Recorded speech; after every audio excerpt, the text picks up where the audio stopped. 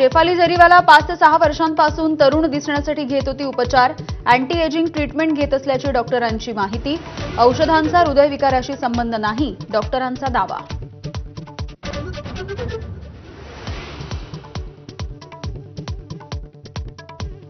पाच जुलैच्या मोर्चाची ठाकरेंची शिवसेना आणि मनसेमध्ये लगबग. नियोजनासाठी ठाकरेंच्या सेनेकडून संजय राऊत आणि वरुण सरदेसाई यांच्यावरती जबाबदारी, तर मनसेकडून बाळा नांदगावकर, संदीप देशपांडे आणि नितीन सरदेसाई यांच्या खांद्यावरती धुरा. हिंदीच्या मुद्द्यावरील मोर्चाला शरद पवार यांच्या राष्ट्रवादीचा पाठिंबा. पूर्ण ताकदीनं मोर्चामध्ये सहभागी होणार, खासदार सुप्रिया सुळेंची माहिती.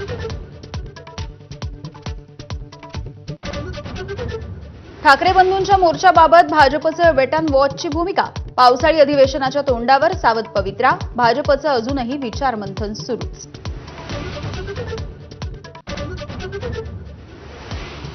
राष्ट्रीय शिक्षण धोरणाचा GR फडणवीस सरकारनं काढला, संजय राऊतांचा दावा. मोदी शहांनी राज्यावरती शैक्षणिक धोरण लादल्याचा आरोप. रवींद्र चव्हाणांची भाजपच्या प्रदेशाध्यक्षपदाची निवड होणार. 30 जून रोजी अर्ज भरणार, तर 1 जुलैला अधिकृत घोषणा.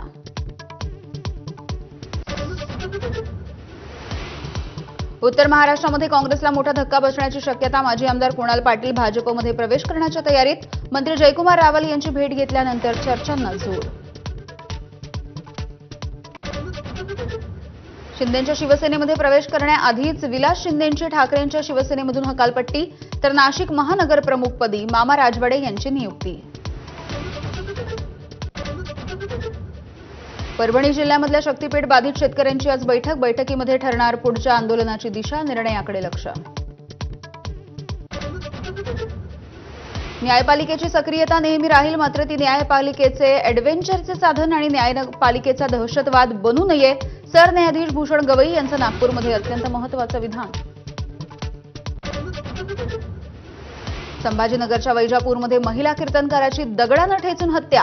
आश्रमात घुसून संगीताताई महाराज यांच्या हत्येमुळे खळबळ, कारण अस्पष्ट. पनवेलमध्ये मुलींच्या बालगृहाच्या बाहेर पदपदावरती सापडलं नवजात अर्भक. उच्चभ्रू वस्तीमध्ये अर्भक रस्त्यावरती सोडलं. सेरेलॅक कपडे आणि इंग्रजीमध्ये लिहिलेली चिठ्ठी सापडली.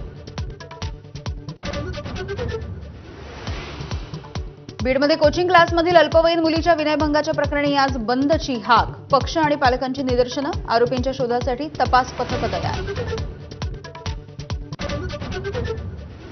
मुंबई ठाणे पालघर परिसरामध्ये मुसळधार पावसाचा अंदाज. तळकोकण आणि विदर्भामध्ये येलो अलर्ट जारी. विदर्भामध्ये कालच्या पावसामुळे प्रचंड नुकसान.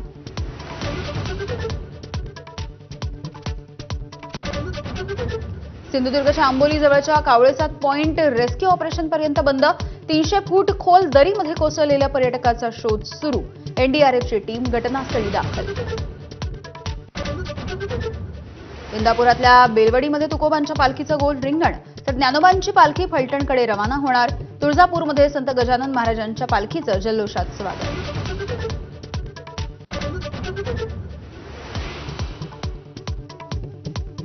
आणि ऑपरेशन सिंदूरच्या दरम्यान भारत पाकिस्तान तणावावरती ट्रम्प यांचं मोठं वक्तव्य. अण्वस्त्रांचा वापर झाल्यास दोन्ही देशांशी व्यापार तोडण्याची धमकी दिल्याची कबुली.